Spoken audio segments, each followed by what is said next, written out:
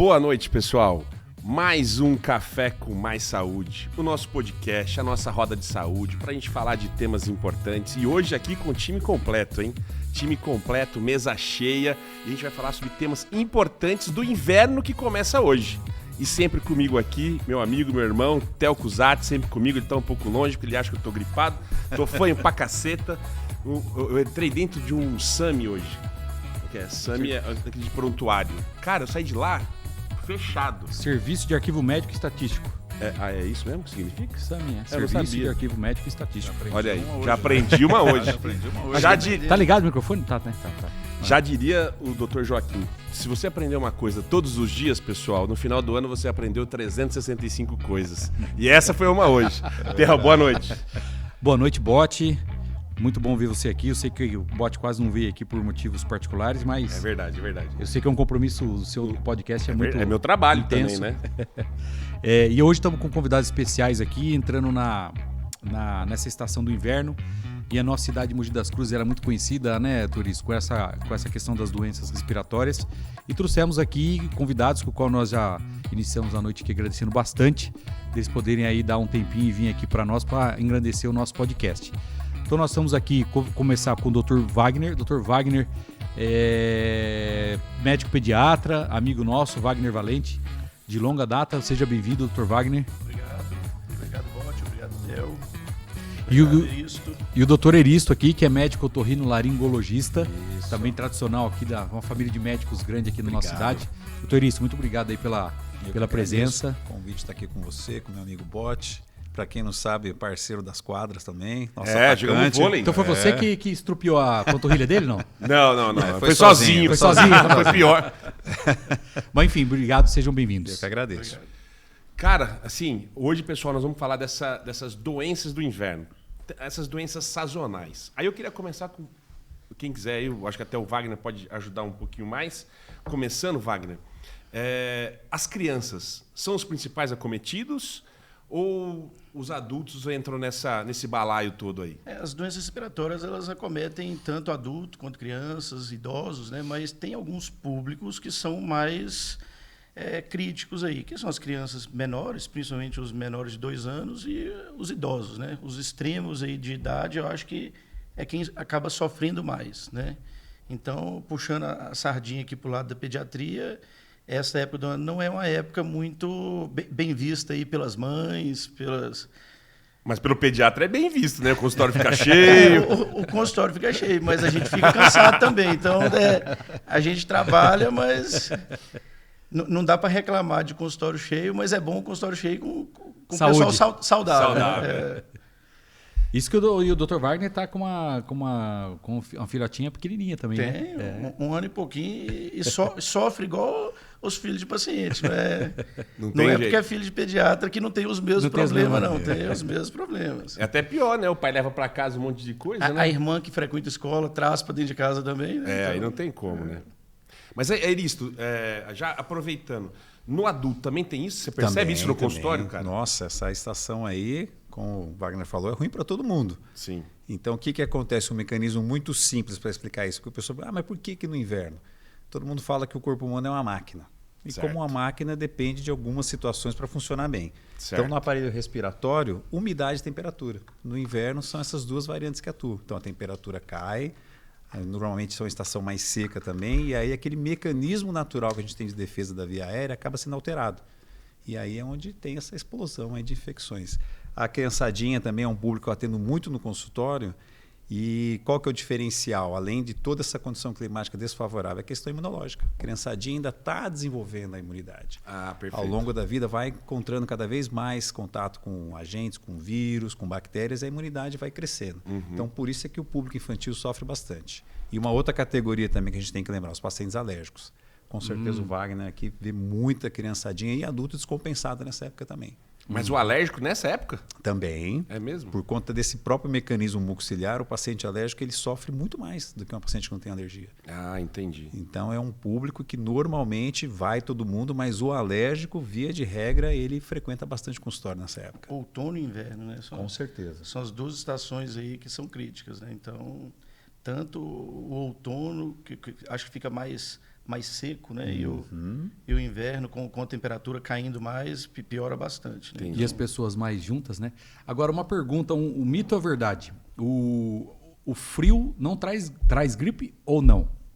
Ele aumenta... não sai no frio que você vai ficar gripado. Né? Se pôr o pé no chão... Pôr o pé no chão, Isso aí, Theo, é aquela questão do mecanismo mucociliar que eu havia comentado antes.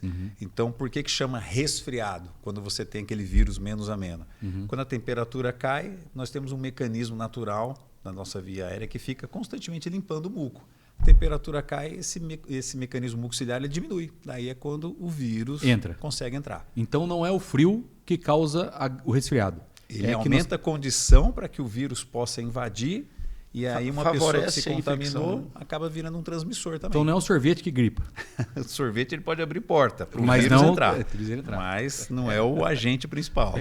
Eu explico isso muito para as mães também, né? Que é o estresse térmico também. Né? Então, assim, não é você pôs o pé no chão ali que vai gripar, ou não pode sair na friagem, aí a criança vai ficar o inverno todo dentro de casa. Não.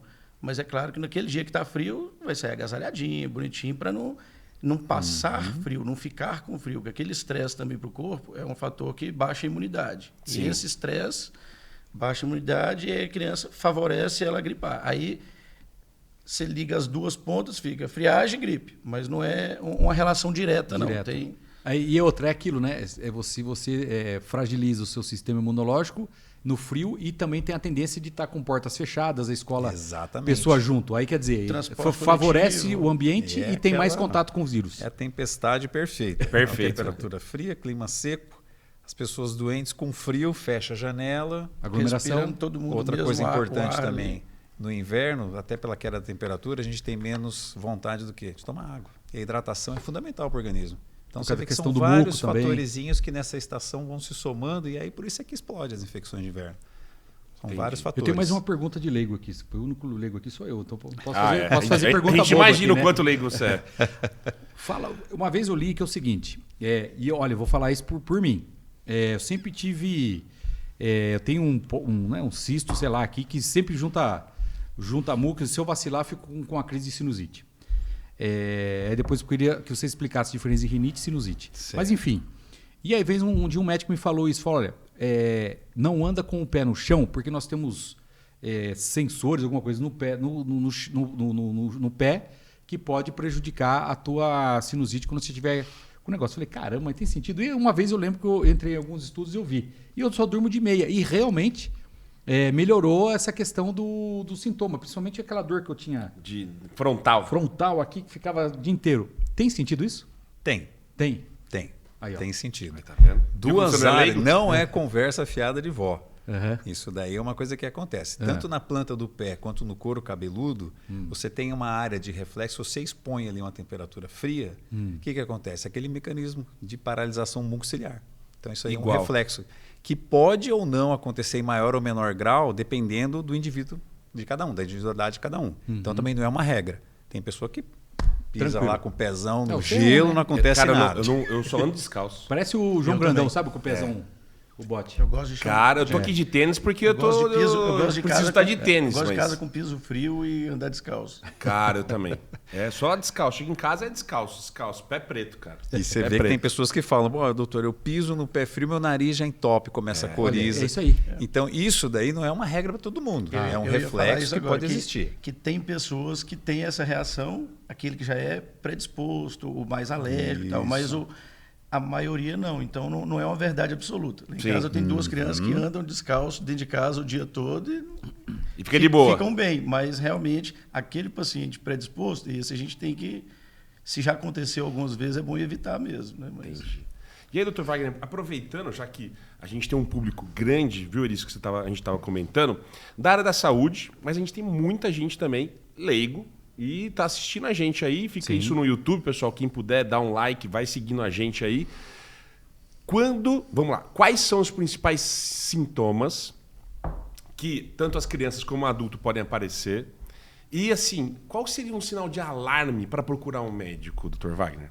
Vamos falar de criança primeiro e o Eris pode falar do adulto. A gente, na conversa aqui, a gente estava caminhando muito para as doenças alérgicas, né? Mas vão trazer essa sua pergunta para para a questão de o que é mais sério ali, sinal de alarme, né? Então, às vezes a criança tem o primeiro pico febril, já bate um desespero nos pais, são leigos, não tem obrigação de entender nada mesmo da área e acaba ficando aquele mito que febre é sinal de gravidade, tem que ir para pronto-socorro. Tá. E aí a gente encontra esses hospitais todos muito bombando, lotados, né? nessa época do ano, né? Esse ano já teve a dengue, que já encheu os hospitais e já emendou com gripe, Covid e outras infecções. Então, os pronto-socorros estão todos muito cheios e parte desse paciente que vai atrás do atendimento ali no pronto-socorro, talvez não precisasse estar ali naquele momento, né? Então, o que é um sinal de alarme? Às vezes os pais têm a febre como sinal de alarme, mas ela isoladamente, se for só a febre de início recente, o paciente tem um estado geral bom, consegue se hidratar,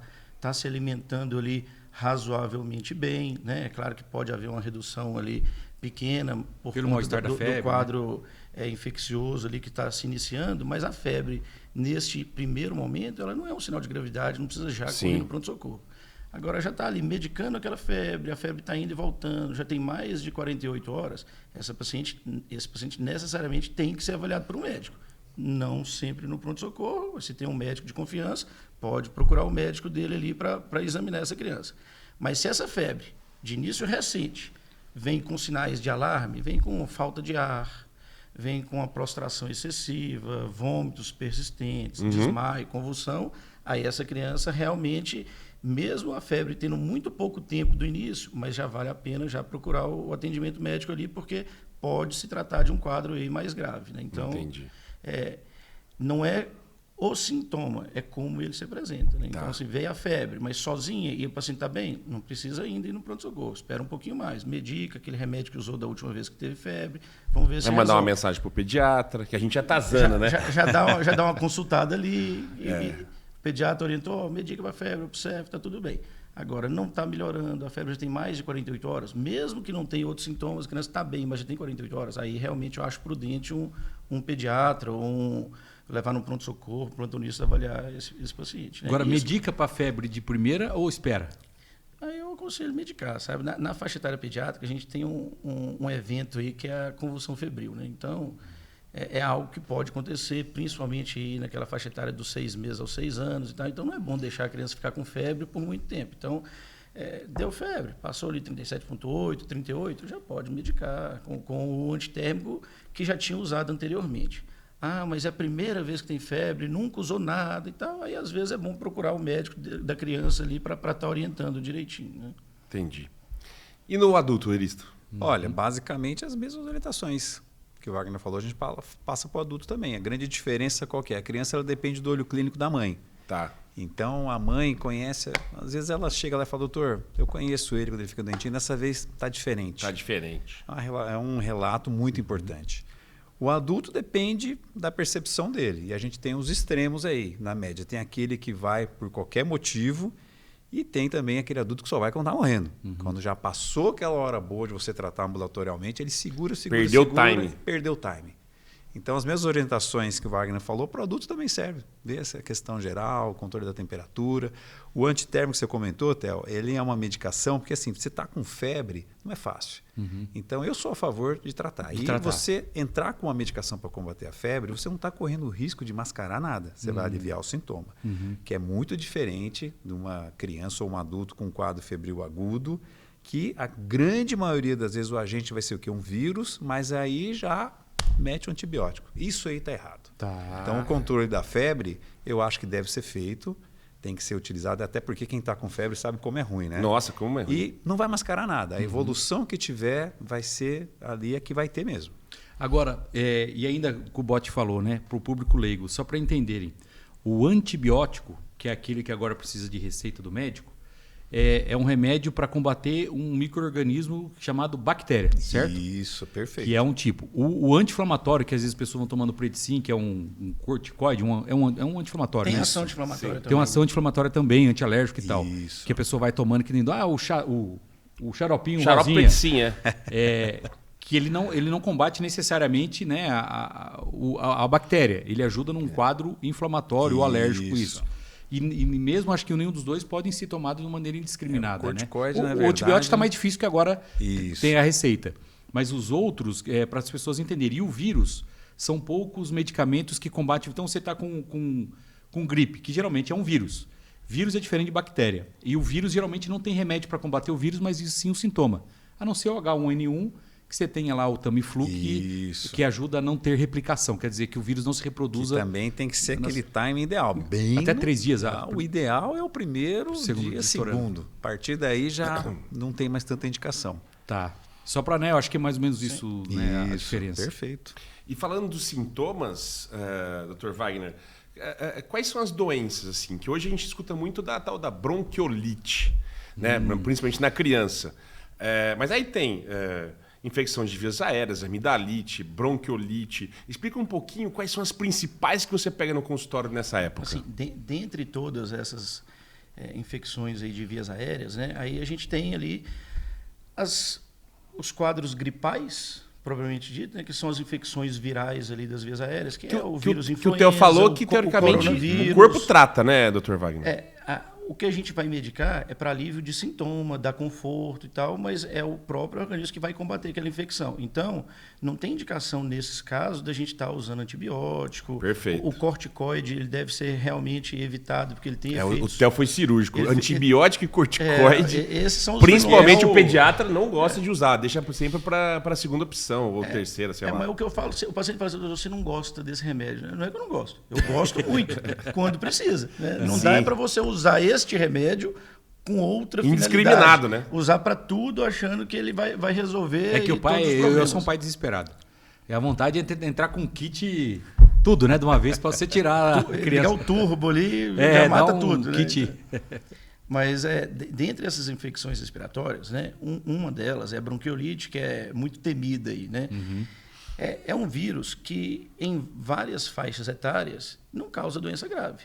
Né, causaria ali sintomas bem brandos, né, crianças maiores, adultos jovens e tal. Mas a gente tem visto um vírus em especial, que é o vírus sincicial respiratório, que ele é o principal causador das bronquiolites e ele sempre causa infecção mais importante nas crianças menores, principalmente os bebês, os lactentes jovens ali, os primeiros meses de vida. Que é o VSR. Isso. Mas esse vírus agora, a gente tem visto também casos graves em idosos. Então, a gente tem percebido que tem outros públicos que são preocupantes para este vírus. Né?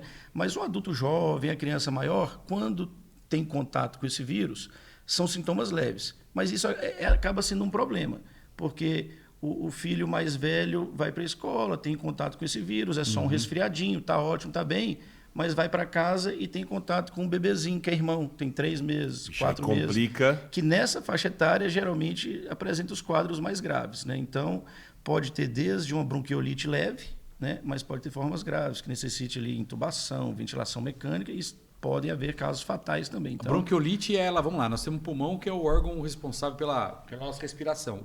Os brônquios são lá explica para nós o que inflama na bronquiolite. O pulmão, né, ele tem ali o ar chega ali pela traqueia, divide ali nos brônquios, fonte, depois os brônquios vão segmentando ali, e os bronquíolos, que é a última parte do canudinho ali, que transporta o ar até no alvéolo, que é onde ocorre a troca, né, que são as membranas ali bem fininhas, o sangue está passando ali de um lado, o ar chega do outro, e há essa passagem ali, e onde as hemácias acabam pegando esse oxigênio e levando para os outros tecidos. Na bronquiolite, há inflamação daquele último segmento lá, que é o bronquíolo. Né? Então, há essa dificuldade dessa passagem do ar, dessa troca de ar. Por isso que faz aquele chiado. No bebê, não? O sibilo, ele vem dessa inflamação. Sibilo é o chiadinho. É o chiadinho. É o sonzinho, que é o miadinho de gato, né? Que é o fininho ali, o barulhinho. Né? Tá. Que geralmente, às vezes os pais... mas eu não estava ouvindo. Às vezes o pai até se sente culpado. Eu não percebi. Mas é porque realmente esse som é difícil de ouvir sem o estetoscópio, sem o aparelho. Tá.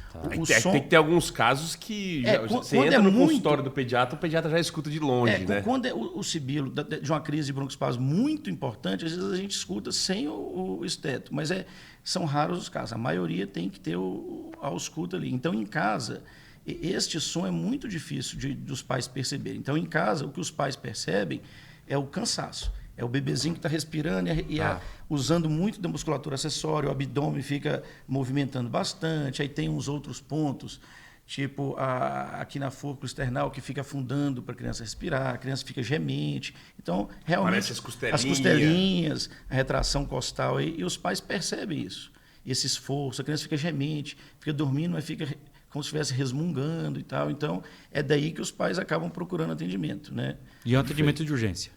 A bronquiolite, se ela já está gerando desconforto, aí já é um atendimento de urgência. Tem vacina? Tem vacina para casos específicos hoje, mas estão surgindo vacinas que têm lançamentos aí que parece que vai ficar mais acessível. Por que estou falando de públicos específicos? Porque a vacina hoje disponível para o vírus sincicial respiratório ela é muito cara.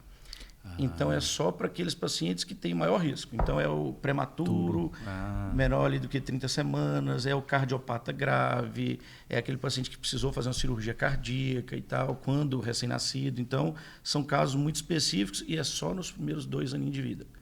Tá. É uma vacina que realmente, assim, para a família comprar é inviável. São em torno de 5 doses por período. Então, cada ano ali, no período ali da sazonalidade da bronquiolite, são 5 doses. Mas que inviabiliza para o cidadão comum comprar para aplicar no filho dele. Realmente, se ele não se enquadra naquele perfil crítico ali para receber gratuitamente pela Secretaria de Saúde, para comprar é inviável. Mas hoje tem vacinas já em fase de liberação na vigilância que vai estar com custo menor, então vai dar para o pai que quer ali fazer um investimento ali, comprar aquela vacina para dar no filho dele, mesmo que ele não preencha aqueles pré-requisitos e os critérios de paciente crítico, né? Então vai ficar legal isso aí. Já tem essa vacina para gestante, então ela vai tomar na gestação, então no finalzinho da gestação ali ela vai ter uma vacina para bronquiolite, que o bebê vai ficar protegido depois que nasce. Entendi. E vai ter um agora para idosos também. Então acho que tem 3 lançamentos aí para vir. Então vai... Boas notícias. Excelente. O Eristo, e aproveitando esse gancho da criança, quais os pacientes que você tem no seu consultório, que você já tem crônico, que já passam com você do dia a dia, que chega nessa época e você, sei lá, pede para a secretária, liga lá pro Theo que eu quero saber como ele tá. Porque, sei lá, tem algumas doenças específicas que você se preocupa com eles. É aquele cara diabético que vai evoluir com a bronquiolite. Existe, ou aquele cara asmático, ou no adulto a amidalite fica ruim também. Sim, existe alguns pacientes desses que você já fala, caramba, cadê esse cara que não veio me procurar ainda? Então, os quadros alérgicos respiratórios, principalmente quando tem repercussão em via aérea baixa, são aqueles que tem que ter mais atenção e dificilmente eles não aparecem no consultório. Não precisa chamar não, viu? Né? Não, porque realmente é uma estação difícil e a grande maioria, pelo menos uma visitinha lá no consultório faz. Nessa época. A gente sempre orienta, né, a necessidade de fazer, principalmente a minha população alérgica que eu trato muito, fazer o preparo antes da estação, já fazer a medicação já preventiva para quando chegar agora sentir menos o impacto. Perfeito. E aí, nós estamos falando sempre de via aérea baixa, mas na otorrino a gente não só trabalha com baixo, a gente está trabalhando também com a parte superior. Eu queria que você tentasse falar um pouquinho para a gente, viu, Theo, para a gente relembrar um pouco da anatomia. Porque assim, você tá gripado, fecha o ouvido, fecha o nariz, dói a cabeça, dói a frente. Explica pra gente como funciona essa parte da sua especialidade. Dói o dente, né? Sei lá, dói a frente, dói tudo. Essa dor no dente que o Theo comentou é típico de sinusite. Por que acontece? O assoalho da cavidade maxilar aqui é onde passam os nervos alveolares dos dentes. Então é super comum. Então o paciente chega e fala, doutor, eu tô com uma dor no dente, ou então quando eu piso dói aqui. Com certeza já é bem característico de ser uma sinusite. Mas o ouvido, o pessoal pergunta, mas o que tem a ver o ouvido com a parte respiratória? Por que quando eu fico ruim do nariz, eu tenho uma sinusite e meu ouvido fica ruim? Sim. Tem um canalzinho, que a gente chama de tuba auditiva, que faz a comunicação da parte interna do ouvido e ele desemboca dentro do nariz. Esse canalzinho é muito importante para manter o equilíbrio do ouvido. E quando você tem um quadro de uma rinite, uma rinocinusite, aquele canalzinho, temporariamente, ele pode entrar numa disfunção. E aí é muito comum o quadro nasal ser o responsável por muitos quadros no ouvido. Caramba! Otite secretora. Mas aí o tratamento é igual? Depende muito da fase que você está pegando. Se você pegou naquela fase inicial, você pode fazer um tratamento mais tranquilo, sem uso de antibióticos. Quando já contaminou, quando está infectado, aí com certeza precisa. Já não tem mais o que fazer. E você sabe que otorrino a gente alucinado em corticoide, né? Pô, imagino. E assim, para mim o corticoide é um santo remédio. O que estraga o corticoide é usar errado. Você usar com indicação errada, em dose errada, tempo errado. Agora, quando você faz um diagnóstico preciso, nossa, é um santo remédio. Vou falar aqui de um tratamento que eu fiz de corticoide. O Gustavo, meu filho, o Theo, tinha, acho que devia ter uns 5, 6 anos. E a gente sabia que ele era asmático. Cara, um dia ele levantou, pai, tô com falta de ar. E eu escutava o chiado dele já. Aí eu falei, caramba, tá intenso. E é uma época dessa, seco e vamos lá. Aí eu falei, puta, pus ele no banho, liguei o chuveiro, aquele vapor e tal, não sei o quê. E eu via aqueles... a costelinha. Falei, caraca, fudeu, vou ter que levar ele pro hospital. Peguei um Predicin, pá. Cara, saiu na hora. Santo remédio, corticoide. Não quero aqui induzir ninguém a ficar usando corticoide, como o Eris falou, pelo amor de Deus. É médico, né? Não, mas mesmo assim, Theo, muita gente tem corticoide, isso é fácil acesso. A minha filha tinha muito estridor laríngeo, então eu tinha que dar isso direto para ela. Era desesperador. É desesperador. E tem um detalhe aí, Bote, no corticoide que é sempre importante a gente enfatizar. Tem muitos medicamentos que têm dose padrão. Corticoide não. Corticoide varia, a gente pode usar ele desde uma dose antialérgica, uma dose anti-inflamatória, até uma dose imunossupressora. Pois é. Então é muito importante. Se você errar nessa mão... Exatamente, você tem que ter uma supervisão médica para você saber exatamente o quanto você tem que tomar e o tempo. O que o doutor Isso quer dizer, pessoal? Que se você usar uma quantidade de corticoide, você está ajudando na anti-inflamação. Se você passar disso, você diminui a sua imunidade e esse vírus toma conta. E aí é um desastre, né, Eristo? E são casos que às vezes o médico precisa fazer uma dose alta para fazer essa imunossupressão. Casos bem específicos que você precisa tratar para fazer uma pulsoterapia, que é quando você entra com uma dose alta para bloquear algumas doenças específicas. Então o corticoide não tem uma receitinha de bolo, que seja fácil, igual, toma lá 30 gotas de pirona, corticoide. Não, varia muito a dose. E também tem a questão do peso, que é muito importante adaptar. Então é uma medicação que é um santo remédio quando bem indicado. Se usado errado, pode trazer um monte de repercussão. E para tirar também, né? Até para as pessoas entenderem, o corticoide, o Predicin famoso aí, ele é usado, como o doutor Eristo falou, tanto para casos mais simples, até para transplantes renais, enfim, transplantes, ele usa como imunossupressor em dose altas. E ele tem um problema que pode causar nos rins, que é da suprarrenal, né? Isso. Você pode desequilibrar alguns hormônios importantes do organismo. Então, era um medicamento muito bom, como o doutor Eristo falou, mas precisa de um médico para orientar tanto a quantidade como para você parar de tomar. Você não pode tomar uma dose e parar, né? Porque ele mexe com um ciclo lá. Isso. Né? Do cardiciano, é isso? Não? O corticoide, por que chama corticoide? Porque ele é uma medicação sintética que é um análogo ao cortisol, que é um anti-inflamatório natural que a gente tem no organismo. Então, ele é uma medicação muito potente, eficaz, mas também tem o risco de você usar de uma maneira inadequada e você colher aí o que você comentou. E engorda, às vezes, né? Dá Isso, às vezes retenção hídrica. Esses efeitos aí, geralmente, é o uso prolongado em doses mais altas. Né? Então, assim, a dose que o otorrino gosta de usar é a dose anti-inflamatória, antialérgica. São doses menores, por curtos ciclos, né, poucos dias, aí não tem problema em interromper. Então, 5 dias, 7 dias, 7 dias. Exatamente. Agora, você passou disso, aí depois para tirar, aí tem que ir tirando aos pouquinhos, gradativamente ali, para não inibir esse ciclo natural aí do cortisol. Né? Então... eu uso muito na doença de Crohn, né? na retocolite. Eu uso corticoide por 40, 50 dias. Então eu jogo a dose lá em cima e aí eu vou desmamando e chego no finalzinho. Doença autoimune, né? Doença autoimune. Tem que usar a dose imunossupressora já do corticoide. Não é nem anti-inflamatório. E aí, aproveitando, Dr. Wagner, quando a gente fala dos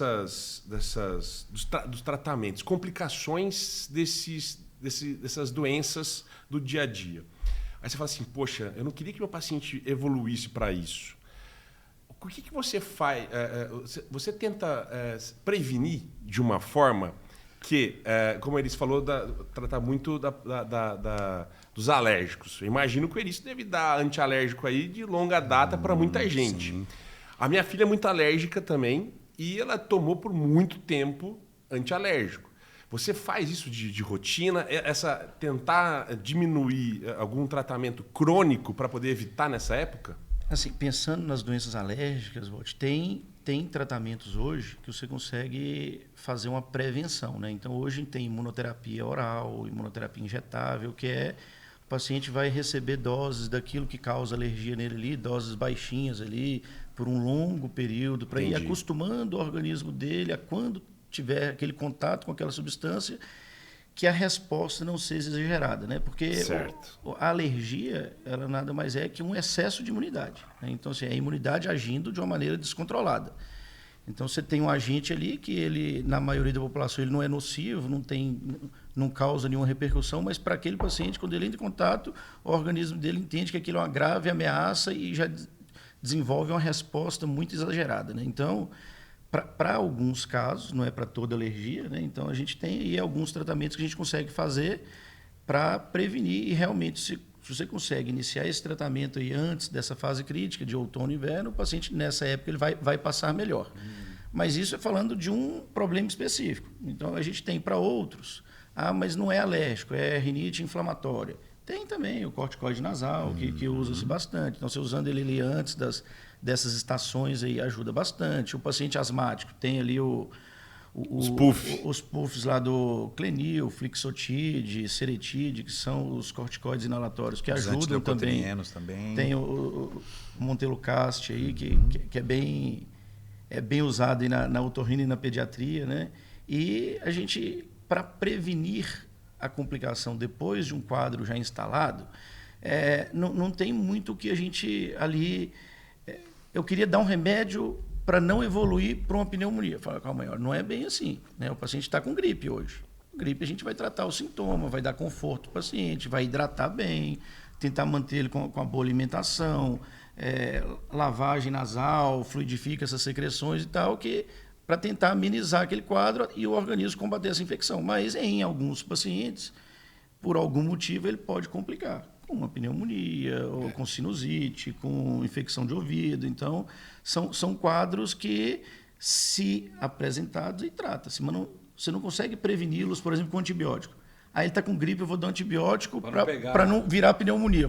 Não é por aí, não adianta. Esse caminho não funciona, né? Então... Você consegue perceber no paciente, esse aqui eu acho que não vai dar certo. Eu vou pedir para ele voltar a cada 48 horas no consultório. Isso a gente percebe muito. Demais. Isso aí, percebe, isso aí tem pacientes que você tem que ver quase que diariamente, pacientes de 2 em 2 dias, porque realmente são quadros que inspiram um cuidado maior. Porque assim, aí a pergunta acho que vale para os dois, né, Theo? Como que eu vou saber se eu vou o antibiótico para tratar uma infecção bacteriana? Só que assim, principalmente você, eu acho que o Eristo menos. A mãe não é fácil. Eu já tenho uma mãe em casa lá que fica em cima. Eu falo, não, calma, não vamos usar antibiótico ainda não, Mar. Vamos segurar. Mas todo mundo quer usar antibiótico. Quer resolver, né? Mas o antibiótico talvez não vai resolver naquele momento. Mas eu acho que é na conversa que você resolve. Sabe? É explicar para a mãe, mostrar, olha... Mas ser mineiro, tá né, pô? Tá bem, ele fala bem, mineiro leva na conversa. Porque se o médico não explica para o paciente, ele não entende, a mãe não entende, e já fica naquela angústia. Não, tem razão. Porque em casa a cobrança em cima da mãe é grande, né? Então, assim, não é só a mãe. A mãe não é fácil. Não, às vezes a mãe é fácil. Mas por trás de uma mãe tem um pai, tem uma avó, tem um vô, tem uma tia, uma madrinha. Então, todo mundo dando opinião. Então, isso aí pode virar, não sei o quê, né? A mãe, ela se sente assim, se ela não dá, ela vai ser cobrada por isso. Se ela dá o antibiótico, alguma coisa, ela vai ser cobrada por isso. Então ela fica realmente ali, né? Mas quando tem aqueles casos borderline, assim, você chega a falar assim, ô mãe, você não precisa tomar antibiótico, mas se precisar, tá aqui a receita. Não. Eu não jogo essa responsabilidade para a mãe, não. Porque daí, entendeu? É verdade. Eu acho injusto isso com a mãe, sabe? Porque assim, se é uma difícil, mãe médica, né? se é uma mãe médica da área, vai. Aí ela, ok. Mas você vai jogar uma responsabilidade dessa para cima da mãe? Vai comprar. Não, tem paciente que chega para mim e fala assim, doutor, fui no hospital, aí o médico mandou eu escolher se eu queria internar ou não. Eu falei, não, aí não pode. Você pagou a consulta ali para o médico, toma essa decisão por você. É ele que sabe, né? E ainda pagou a consulta. É ele que estudou para isso, ele tem que saber isso. Claro. Você não tem obrigação de saber, né? É claro que você perguntar, você quer internar? Eu prefiro ficar na minha casa, na minha cama, no meu conforto. Mas com aquele problema de saúde, tem vezes que não vai dar para estar em casa, no conforto, vai ter que estar no hospital. Então, a internação ela tem critérios que um leigo não pode decidir, tem que ser decisão médica. O que eu faço, Theo, que tem muito paciente meu, sabe, que você comentou da receita. Tem paciente que eu vejo, por exemplo, uma quinta-feira, e está naquela fase viral, mas pode evoluir para um quadro bacteriano. Então, às vezes eu deixo a receita, mas eu falo, não tome até você falar comigo. Ah, perfeito. Me passa a situação que nós vamos decidir junto. Que se precisar já está com a Já tá com a receita. receita que é o controlada. antibiótico Senão não vai conseguir pegar não. outra. Não consegue comprar. E outra Sim. coisa também, a gente tem ali uma visão para cada infecção, qual que é o antibiótico melhor, o mais indicado. E às vezes, um colega que não acompanhou a criança, não conhece o histórico, vai passar um antibiótico que não é o mais adequado. Então, essa conduta eu faço, mas eu falo, vamos discutir junto. Eu não deixo a decisão para a mãe. Eu decido junto, mas a receitinha ela leva. Se tiver que usar, vai ser Vai ser esse aqui, que eu acho que é o bom, que é o indicado para você. Mas não compra sem... Não compra sem a gente discutir junto. Mas se for usar, tem que usar o legal, né? O que funciona. E é uma pergunta, acho que tanto a otorrino como a pediatria tem muito pós-consulta, né? No retorno, seja o nome que for. Vocês usam telemedicina hoje para isso ou pouco? Ô, Theo, Excelente pergunta. esse é um tema muito, muito complexo, né? Para a pediatria. Porque a pediatria faz tele desde que existe telefone, né? Desde que inventaram o telefone, né? Então, assim, essa tele da pediatria que já existia antes, que é... vou perguntar o que o pediatra acha. Eu passei no pronto-socorro, passaram tal remédio. Esse remédio é o remédio que eu devo usar mesmo. Manda ali, às vezes, a foto do raio-x, o raio-x é esse, passar esse remédio. Até aí, eu acho legal essa conversa. Mas tem paciente que quer uma consulta por vídeo. Aí começa a consulta, meu filho está com febre. Então, acabou ali. Acabou. Tem que ver. Porque sem ver, Exatamente. não tem jeito, sem examinar, não vai dar certo. Né? E às vezes o paciente fica frustrado. Eu queria uma consulta por vídeo e a consulta não aconteceu. A consulta durou 1 minuto. Porque quando falou de febre, se eu não conseguir examinar, como é que eu vou saber o foco dessa febre? Claro, Aí complica. Eu acho que para algumas situações a telemedicina veio para ajudar e ajuda bastante. Né? É uma situação de um paciente que já está com um tratamento e não está evoluindo legal, você orientar ali a mudança de tratamento ou não. É o paciente que já usa tal remédio, a receita... acabou e ele tem que pegar renovar a receita. E isso acontece na pediatria muito. Eu estava com vidrinho de antibiótico, caiu, quebrou.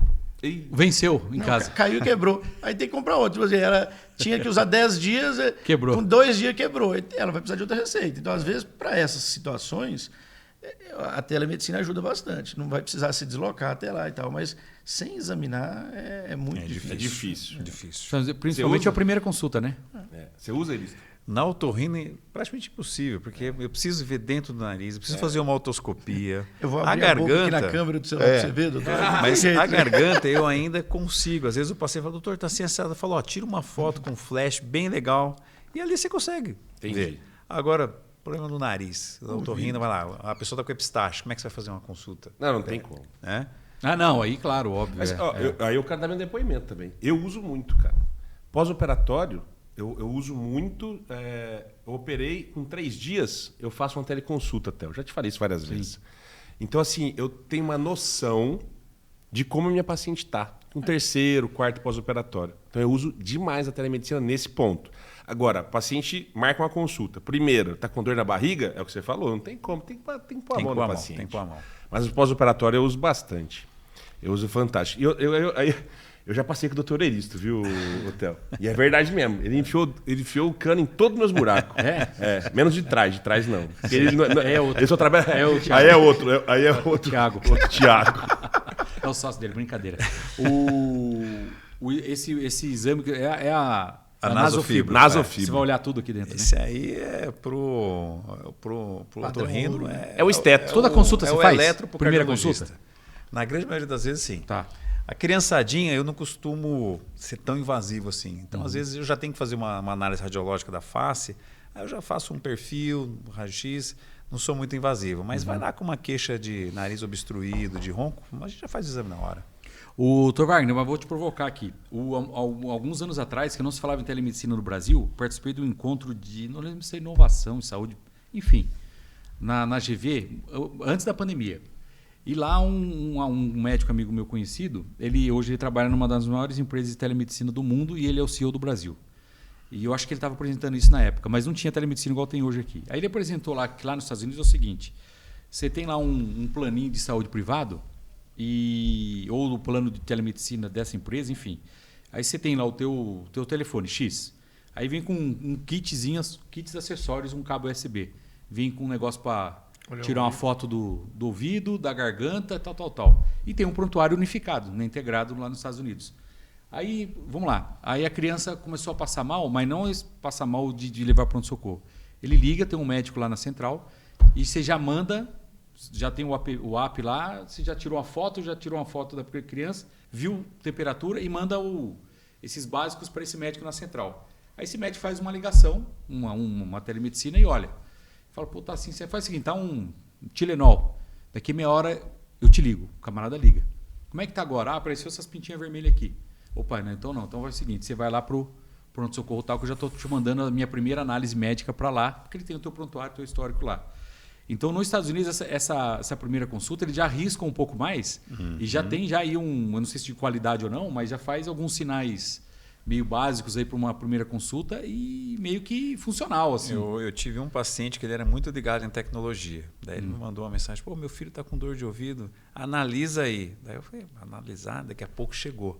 As fotos, Theo, em HD, coisa mais linda da membrana tympânica. Tem uns aparelhinhos hoje ele que colocou lá um espéculo acoplado na câmera e então, fantástico. Nos Estados Unidos já tem isso há alguns anos. Louco. Bem legal, muito louco. Porra. E aí você já vê a temperatura, né? Eu Sim. não sei se a temperatura é no mesmo negócio, mas você já manda pro pediatra na época, não sei se era pediatra ou clínico, temperatura, foto, e aí a mãe vai falar, e a criança, como é que está o bem-estar geral dela, né? Mas de todo modo você manda saturação, enfim, tinha lá os parâmetros que mandavam. Achei tão interessante. E a telemedicina do Brasil não veio com isso ainda, né? Então eu também não sei quanto isso é usual ou não, mas interessante, né? Mas para algumas coisas eu acho que é interessante. Hoje a gente tem até uns sensorzinhos que o paciente coloca ali, acho que os 2 polegares, e ele gera um eletrocardiograma dele em casa. Só que são, acho que, poucas derivações, mas dá para o cardiologista ter uma ideia de uma arritmia importante. De uma arritmia importante, ele já consegue perceber. Então, olha que coisa. Isso a gente já tem. E você vai na internet e você fala assim, mas isso deve ser muito caro. Não, você vai nesses sites aí de e-commerce, isso não é nada caro. Pode falar o nome aqui, é Shopee, AliExpress. Wish. Aqui não tem problema, não. AliExpress, então é por aí mesmo. Então, como o foco é a doença de inverno, tem um equipamento médico fantástico, estetoscópio, que a gente vê que muitas vezes é negligenciado, mas é espetacular. Quantas vezes o paciente vai no consultório desesperado, doutor, fazer uma tomografia, pega o meu estetoscópio, não precisa não, está tudo bem. E o contrário, às vezes o paciente chega lá bem, está tudo bem, ausculta, fala, pode ser uma pneumonia silenciosa. Ô, doutor, como assim? Então, isso aí não pode ser negligenciado. A consulta médica, né? Sim. E o estetoscópio, um ouvidinho treinado, é diferente. Faz muito diagnóstico. Até porque exame, né? O exame também complementar. Sigla, né? É complementar. SADT, Serviço de Apoio Diagnóstico Terapêutico. Isso aí. Apoio. Não, tem o paciente chega na primeira consulta, já a primeira coisa. E o raio-x? Calma, raio-x é complementar, se precisar. Agora, e a tomografia? Doutor, a tomografia já foi para trás. A pediatria é mais tranquilo com isso. Aceita mais, né? Não, a pediatria faz muito pouco tomografia. Esses exames que tem muita radiação, e a gente dá uma segurada na pediatria, porque você não sabe quantas tomografias essa criança vai fazer ao longo da vida, né? Então, verdade. Assim, um idoso que já está lá na sua terceira idade já aí, ele fazer algumas tomografias depois dos 60 anos, isso vai implicar em alguma doença oncológica? É pouco provável. Ainda mais medular, né? É pouco provável no idoso começar a ser exposto já idoso de desenvolver algum problema. Mas essas crianças de hoje, elas já nasceram numa época que a tomografia é muito popular. Então, se começa nesse embalo de ir para qualquer coisa fazer uma tomografia, chega com 3, 5 anos, já fez 5, 10 tomografias. Então, realmente... Eu vou dizer um negócio para você. Na média dos pronto-socorros hoje, é pelo menos 7, 8% se você fizer 1.000 consultas... Só 7? 70, 70%? 70 tomografias. Não, 7% dos atendimentos. É muito para tomografia, Bote. Mas se você fizer 10.000 consultas, você faz 700 tomografias. 800. É muita coisa. Mas na pediatria... Mas é a média, viu? Mas na pediatria... A pediatria deve ser bem menos. Essa média deve... A pediatria que puxa essa média para baixo. Deve ser muito mais, mas a pediatria, como não faz, ela puxa a média para baixo. Mas no consultório de otorrino, a tomografia é essencial para você hoje. Sim, para diagnóstico de doença crônica, sim. Mas a grande diferença do abuso da solicitação de exame é quando você não tem o sequenciamento com o mesmo médico. Então, você passou em um... Que pediu... Aí você depois não conseguiu voltar nele, ou não quis voltar nele, você passa em outro, daí ele pede um outro exame. Quando você tem sequência, um exame durante o tratamento, se for necessário, às vezes, pedir exame, Dali você já tira, baseado naquela imagem que você viu e o teu exame clínico, você vê a evolução no paciente. Por isso que pronto-socorro é um negócio complicado, né? Complicado. E a falta de integração dos prontuários, né? Porque se a gente tivesse integração, independente se é Com certeza convênio, ia fazer muito menos. por mais que ele fosse em outro médico, falar, peraí, deixa eu ver a tomografia, tem 30 dias, não precisa fazer, ou às vezes precisa, mas enfim, se for para uma investigação, às vezes não precisa fazer de novo o exame, né? O exagero de exames desnecessário, quando tem essa visita constante em pronto atendimento e troca de receita. Às vezes tá um antibiótico, tomou 24 horas, doutor, está fazendo efeito, passa no outro. Então tira esse aqui e coloca outro. Tem que esperar ter o efeito, né? Pronto-socorro não é um lugar bom, né? A gente procura, né? O brasileiro procura muito pronto-socorro. Mas né? que aquele negócio, o pronto-socorro é para risco de morte, né? Mas... A finalidade dele é isso, aquela urgência que não dá para guardar para chegar amanhã cedo e ligar para ele e marcar a consulta com ele. Né? Então, você tem que resolver algo O problema hoje, é que agora. nenhum de nós estamos na disponibilidade para isso, né? O pediatra acho que é mais, né, Wagner? Pro encaixe ali, né? Pro encaixe. Em vez de ir no pronto-socorro, Sim, é difícil. O otorrino é mais difícil porque eu acho que ele tem a rotina de cirurgias também. Então, às vezes nem está no consultório dele. Né? Agora, realmente, o pediatra é difícil não ter esse encaixe, porque... Diariamente aparece lá 3... Eu estou lá no consultório todo dia. O paciente sabe que eu estou lá todo dia. Eu atendo ele durante o ano ali algumas vezes, sem ele estar doente. Aí no dia que ele está doente, eu vou falar que eu não posso atender ele, que ele tem que procurar o pronto-socorro. Aí é complicado. Aí não tem jeito. Aí esse paciente eu até prefiro que passe lá no consultório, porque... É fidelidade. E vai ter a continuidade, né? Sim. Porque... Você vê um paciente hoje que você não conhece, às vezes aquele quadro ali, num primeiro momento, pode te induzir a um diagnóstico e às vezes quem já conhece ali já sabe, não. Ele é assim mesmo, esse quadro, ele geralmente fica assim, mas não é nada mais sério, não. Aí você consegue dar essa sequência aí com acesso ali ao prontuário do paciente, os dados dele ali, direitinho, histórico, né? Então... Theo do céu, cara, 50 minutos já se passaram, vocês perceberam isso? 50 minutos já se passaram aqui, a gente conversando sem parar. Né? Falei pra você, Wagner. O Wagner falou assim, caramba, eu vou lá, Bote, eu tô com medo que eu não falo direito. Caraca. É um mineirinho, conversa. Eu não gosto de não falar. Parou de falar até agora, pô. Não gosto de falar. Achei que a gente estava só aquecendo. Foi 50 minutos. 50 eu tenho minutos, só mais cara, uma pergunta na minha parte aqui. Eu tenho um monte, mas enfim. Qual a diferença de rinite e sinusite? Para quem é leigo, hein? A rinite Essa é um quadro inflamatório de origem alérgica. Então, o que é a rinite? O Wagner comentou, às vezes a pessoa confunde a doença alérgica. Meu filho não tem baixa imunidade, ao contrário, excesso de imunidade. Então, o paciente faz uma reação inflamatória com partícula inofensiva, ácaro, pó, né? Epitélios animais. Então, a rinite é um quadro inflamatório de origem alérgica que é genético. A pessoa nasce com aquela predisposição, que acomete o nariz. Sinusite é um quadro inflamatório e infeccioso. Então, onde acontece a sinusite? Ao redor do nariz, esse osso aqui da face ele é tudo oco, nós temos cavidade frontal, maxilar, e é um processo inflamatório e infeccioso que acontece aqui dentro. Então, são duas coisas... Viral ou bacteriano? Que pode ser viral. Uma rinocinusite viral é o termo correto, né? Você entra em contato com o vírus respiratório, você tem uma manifestação inflamatória no nariz e nos seios da face. Agora, a sinusite clássica mesmo bacteriana, essa daí pode ou não ser uma complicação de uma virose e às vezes um problema anatômico dentro do nariz. O paciente tem um desvio de septo enorme, comprime as vias de drenagem. Ele fatalmente pode evoluir para uma sinusite crônica. Entendi. Outra doença super comum, polipose nasal. O pessoal chama de carne esponjosa. Cria-se lá um processo ali inflamatório crônico que origina uma lesão que vai entupir a via de drenagem. Então são situações que podem ou não caminhar juntas. E pode pegar a garganta e o nariz junto, às vezes? Pode. A garganta é muito difícil assim ter um quadro alérgico ali. O quadro é mais no epitélio respiratório mesmo. É que você não me conhece. Lembra quando a gente foi no UFC? Lógico, mas você roncou. Na faringe, a faringe pode ter ali uma faringite alérgica. Sabe o que ele fez? Uma uveolite. Fez uma uvulite. Meu, eu faço isso direto. Mas é que Aí eu tenho que tomar corticóide de madrugada. Respirador bucal, não é? A uvulite ela pode acontecer por trauma no local, o paciente que ronca. A noite inteira a úvula batendo para todo lado, ela incha. Mas ela pode ser foco de reação alérgica, às vezes de outro sistema. Você pode comer um alimento e vai lá e sua úvula E é só à incha. noite, só dormindo. A gente foi no UFC no Rio. Aí... Dormi debaixo de um ar-condicionado. Aí a Marissa me acordou, cara... o teu foi pro hospital. Eu falei, caramba, o que aconteceu? No Rio de Janeiro. Infartou? Né? Sei lá. Não, tu tava com falta de ar, foi sozinho no Rio de Janeiro. Foi pro Copador, né? Será que você foi lá? Nem lembro, peguei um táxi, foi qual Aí vai eu pegar um táxi, não conheço nada no Rio, fui atrás dele, cara. Encontro lá deitado numa cadeira. O que aconteceu, cara? Não, tô com o negócio fechado.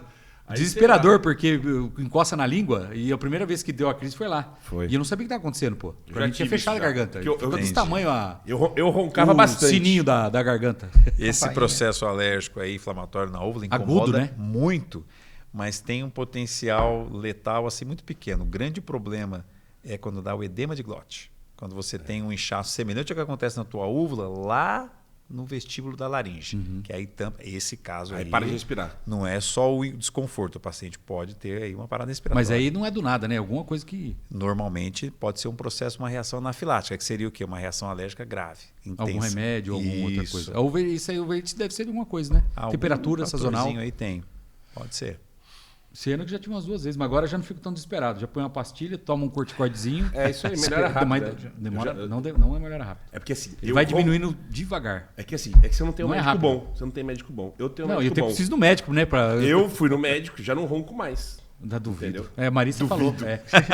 A Marissa falou também. Sabe por que eu não mentira ronco? isso. Porque ele tá dormindo num quarto, a Marissa no outro. Aí ninguém escuta. Ah, é, tá bom. O exame mostrou que você está bem, está bem. É, pô, eu te mostrei. Bem, com Bem. certeza. Eu fui no Eristo, eles falaram, cara, tá fudido, vai ter que operar essa porra aí.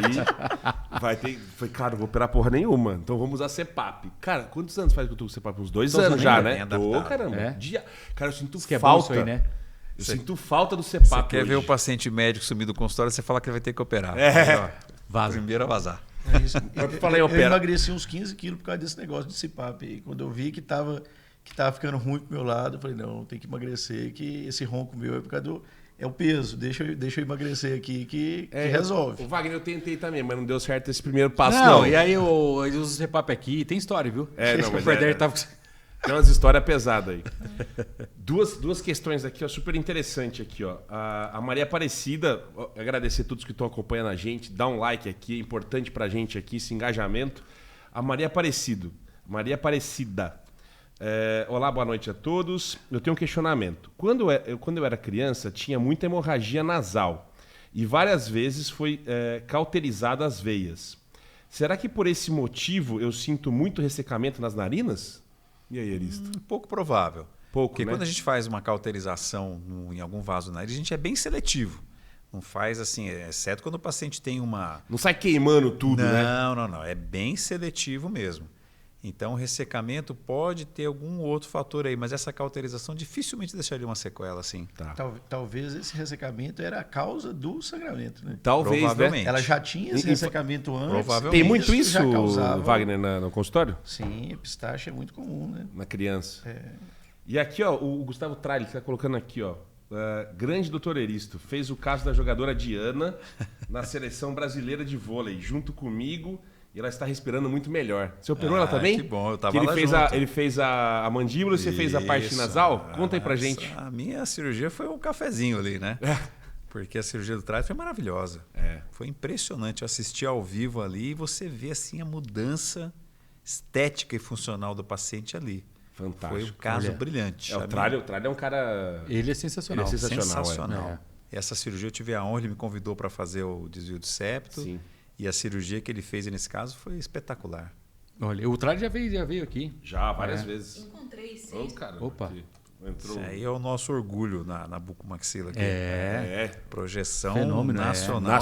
Mundial, talvez. Mundial. com É com as certeza. técnicas que ele decidiu. Aí um abraço pro Tralli aí. Abração. Vai casar agora, né? Vai casar. Coitado. Parou de enrolar, né? É tonto, parou. né? É. Tonto. Vou falar em vai casar, a Marissa escreveu aqui, ó. Eristo salvou o casamento. Opa, que legal, Aí. que beleza. Ué, então você Depoimento, prescreveu hein, Marissa? Viagra também? Oh, essa aí ainda não. prescrevi Ainda não.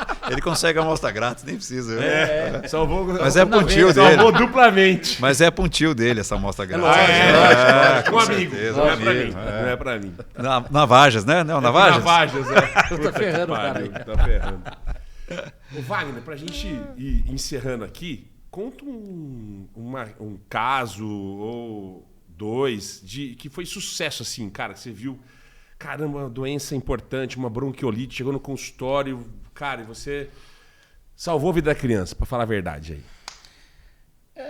Esses casos, assim, no consultório, às vezes a gente quase não pega esse caso muito Grave. grave que chegou ali e por conta daquela intervenção, naquele momento, você salvou a vida, né? Então, mas o que a gente vê no consultório é o trabalho do dia a dia, né? Então, assim, eu acho que o impacto do pediatra nessa salvar a vida da criança, eu acho que é mais o impacto ali do trabalho de dia a dia, de todo mês, nos primeiros meses de vida e tal, que aí você consegue, ao longo do tempo, construir ali uma criança saudável, né? Então, acho que é uma união ali do pediatra com a família que faz a criança desenvolver-se bem, né? Eu acho que a principal função do pediatra é essa, né?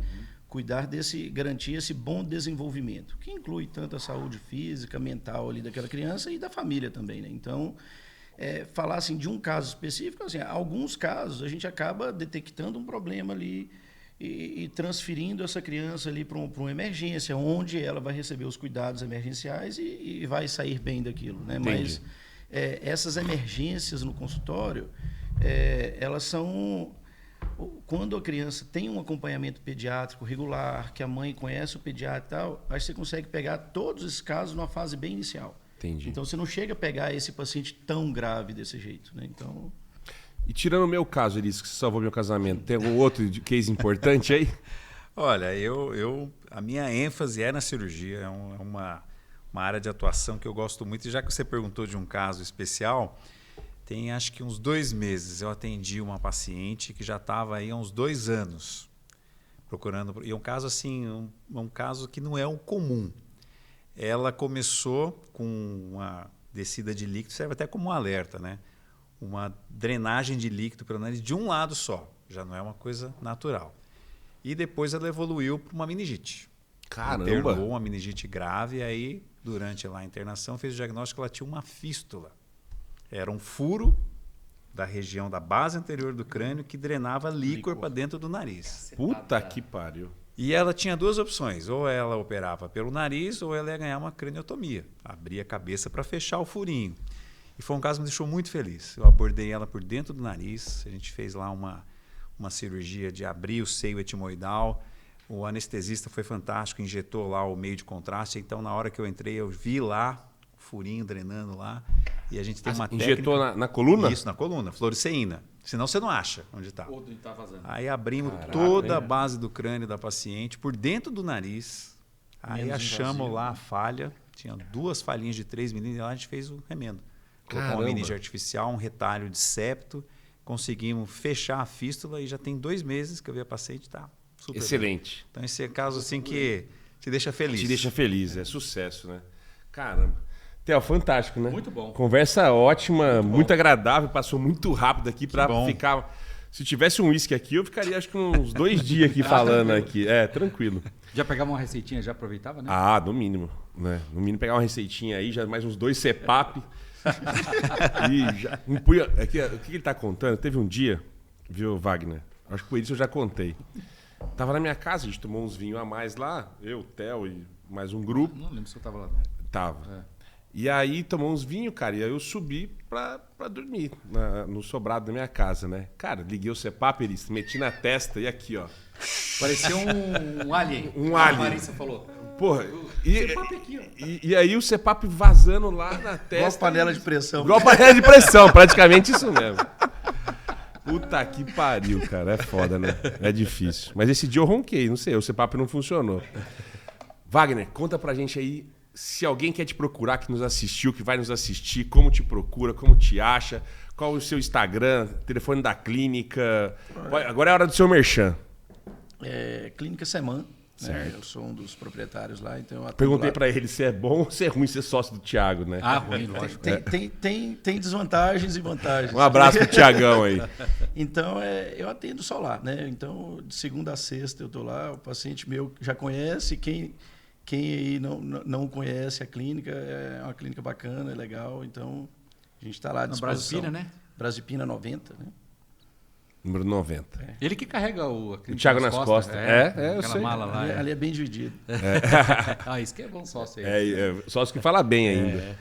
Eles estão, fala aí, cara. A maneira mais fácil é na rede social. Rede social, né? No meu Instagram tem lá, você já entra, já tem lá o contato. Acho que o Leozinho vai colocar aí os Instagram, não vai, Léo? Leozinho coloca... Ah, já pôs já. O Leozinho é... Opa. Só o do Wagner que saiu só arroba ali, ó. É uma incógnita. Eu não tenho um Insta profissional, não. O Insta profissional meu é o da clínica mesmo. É o Boa. @Semamoji. Ah, tá. Pronto. O pessoal, ele é só pessoal. Eu Não divulga. eu não tenho muito tempo para alimentar ali as redes sociais, né, pessoais ali com informações interessantes aí para os pacientes. Não é Centraliza no da clínica. no da clínica mesmo, que fica mais fácil ótimo. para gerenciar. Então, Top. Tá jóia. E o Gente, seu Eristo.Mourão, né? dr.eristo. dr. Bem fácil, doutor Eristo. Boa. O meu também ele é voltado mais para o pessoal, mas agora no segundo semestre a gente deve Fazer algumas um... mudanças. Você tá aprendendo um pouquinho com a tua mulher, né? Com Tá, certeza. então eu preciso abrir o meu, inclusive tá as meninas ali que estão me cobrando para abrir o Instagram. Abrir? É. Por quê? É fechado. Ah, é fechado? É. Pô, tem que abrir, caramba. Ele adora abrir. Tranquilo. Gente, muito obrigado. Eu que agradeço. Obrigado Gente, mesmo vocês terem vindo. Prazer. Pô, foi um prazer, uma conversa enorme, né? Muito, Sim, muito gostosa muito bom. aqui a eu conversa. relutei em participar no início, porque eu sou extremamente tímido para isso. Então, Ele falou que quase não fala. Disfarçou bem, então. Disfarçou bem. Não, Mandou cara. bem, hein? Mandou super Mandou bem. imagina, foi super bem. Mineiro Foi- é assim mesmo. Mineiro é assim. É. Obrigado, Eristo. Obrigado. Eu sei que as agradeço. agendas são bastante concorridas aí. Eu pedi desculpa aos pacientes do Dr. Wagner, que ele teve que desmarcar, mas que ele vai atender de graça, né? toda. A semana toda. Mas obrigado mesmo. Theo, mais uma vez, mais uma quinta. Foi excelente aí. bom. Excelente. Graças a Muito Deus. obrigado. E deixar que vem, aqui, tamo aí. semana que vem a gente faz 1 ano, sabia? É. Pô, eu- vocês preparam o bolso pra gente ir. Não, eu acho que Fazer a um Clínica jantar, Semana né? podia pagar a janta. Mandar uns lanches. Não, pô, A seu gente faz vinho. o- O vinho. Ou uísque, pode ser também. Uísque bom a gente toma aqui. Brincadeira, pô, 1 ano já, hein? É 1 ano. Olha aí. Vai ser o. Agradecer aqui a RTV. 1 ano, a RTV, do o Theo, Theo. porque a Simone sumiu. Top. Pessoal, muito obrigado. Então, semana que vem, um programa de 1 ano. A gente vai estar aqui de volta na próxima quinta-feira. Agradecer mais uma vez aqui, Dr. Eristo, Dr. Wagner. Wagner. Excelente. Uma ótima noite a Obrigado. todos. Obrigado, pessoal. Até mais.